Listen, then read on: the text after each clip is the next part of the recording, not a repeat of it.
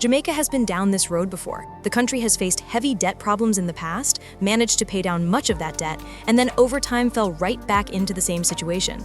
Today, Jamaica has exited its most recent IMF lending program, and the question is whether the country will repeat that cycle again. To answer this, we have to look at Jamaica's history with debt, understand what went wrong before, and then see what is different now that could prevent Jamaica from falling back into crisis. Jamaica's debt problems go back several decades. By the late 1970s and into the 1980s, borrowing had become a central part of the government's economic management. The country went through structural adjustment programs, was hit by trade shocks, and had to deal with high global interest rates. All of this pushed Jamaica's debt burden higher. In the 1990s and early 2000s, debt levels remained among the highest in the world. By 2010, public debt was more than 140% of GDP, meaning the government owed more than the entire economy was producing in a year. At those levels, growth was stifled, public spending was squeezed, and debt rollovers became a constant challenge. The IMF had been involved multiple times, but the decisive shift came in 2013 when Jamaica agreed to a tough program under the Extended Fund Facility. This program required strict fiscal adjustments, debt exchanges, wage freezes, and tax reforms.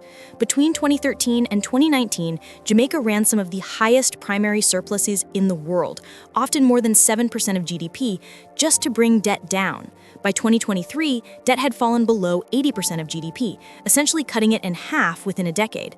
This earned international praise, better credit ratings, and renewed investor confidence. But this was not the first time Jamaica had seen progress. Debt had been reduced before, only to rise again later. That is why the key question now is whether Jamaica is at risk of repeating the cycle again. Looking at why debt returned last time gives us clues about the risks today. One major reason debt came back before was weak economic growth. Jamaica has long had low productivity and competitiveness. The economy relies heavily on tourism and remittances, and whenever external shocks hit, government revenues fall quickly. Another reason is natural disasters. Hurricanes, floods, and droughts regularly hit the island, forcing the government to spend on reconstruction while revenues drop. Oil and commodity price shocks also played a role in the past, since Jamaica imports most of its energy. Rising oil prices pushed up costs and pressured the economy. Political pressures were another factor. Successive governments often gave tax concessions or increased spending to satisfy demands, especially around elections. Without strict guardrails, this spending pushed deficits higher. And finally, institutions were weaker in the past. Fiscal rules were not as strong, oversight was limited, and debt management was less sophisticated, making it easy for gains to be reversed. So the combination of weak growth, external shocks, natural disasters, political pressures, and limited institutional oversight explains why Jamaica fell back into debt before. The important issue is what has changed this time. Over the last decade, Jamaica has introduced new systems that are designed to prevent a repeat of history. One of the most important changes is the Fiscal Responsibility Framework, which sets legal rules for borrowing and debt reduction. These rules make it more difficult for governments to increase debt irresponsibly, since they are monitored and published. Another major development is the creation of an independent fiscal council. This body reviews government budgets and spending, and its role is to warn the public if the government is straying from its debt targets. In the past, such oversight did not exist. The Bank of Jamaica has also been given independence over monetary policy.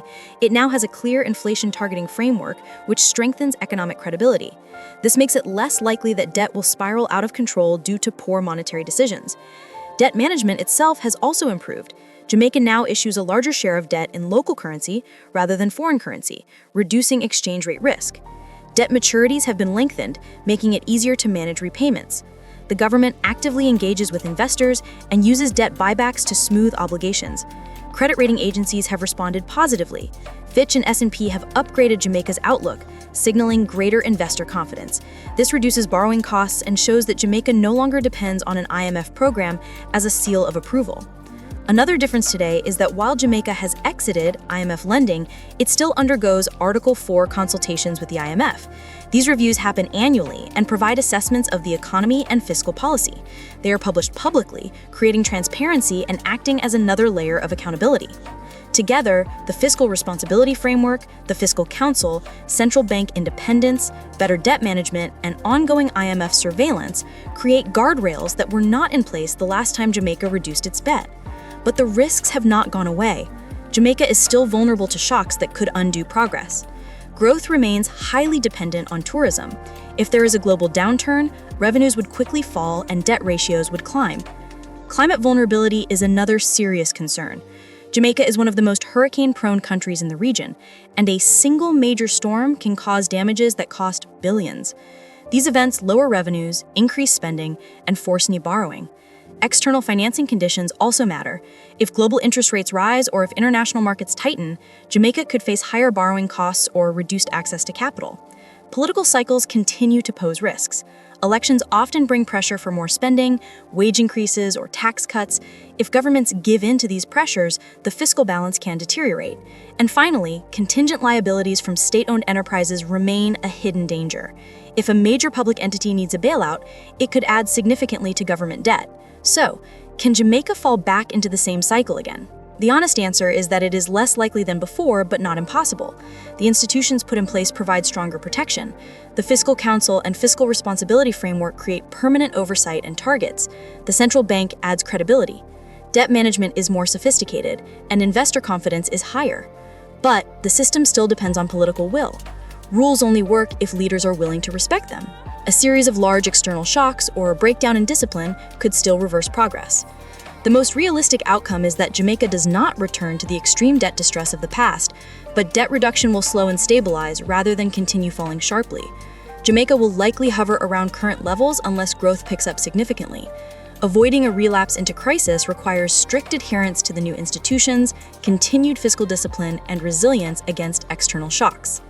Jamaica has reduced its debt before and then slid back. This time, however, the country has better institutions, stronger rules, and more credibility. These changes mean that the chance of repeating the old cycle is smaller, but the risks are never gone. As long as the country remains vulnerable to growth shocks, natural disasters, global financing pressures, and political cycles, there is always a possibility of slipping. Whether Jamaica breaks the cycle depends not only on the guardrails in place, but on the choices of leaders and the resilience of the economy. Right now, the IMF is gone as a lender, but Jamaica stands on stronger footing. The true test will come when the next shock arrives. If the institutions hold up and political discipline remains strong, Jamaica may finally succeed in avoiding the debt trap for good. So what do you think? Do you believe Jamaica has finally broken the old cycle of paying down debt only to fall back into it again? Or is the country still vulnerable to slipping if the wrong set of shocks hit at the wrong time? Do you think the Fiscal Responsibility Framework, the Independent Fiscal Council, and the new central bank rules will be enough to keep things on track? I want to hear where you stand on this, because this is not just a debate for economists and politicians. It's a question that affects everyday people, because government debt shapes interest rates, taxes, and the resources available for public services. If you found this breakdown useful, make sure to subscribe to the channel so you don't miss the next deep dive into Jamaica's economy. Leave a like if you support this kind of content, and share your take in the comments below so we can keep the conversation going. The more people who join in, the better the discussion will be.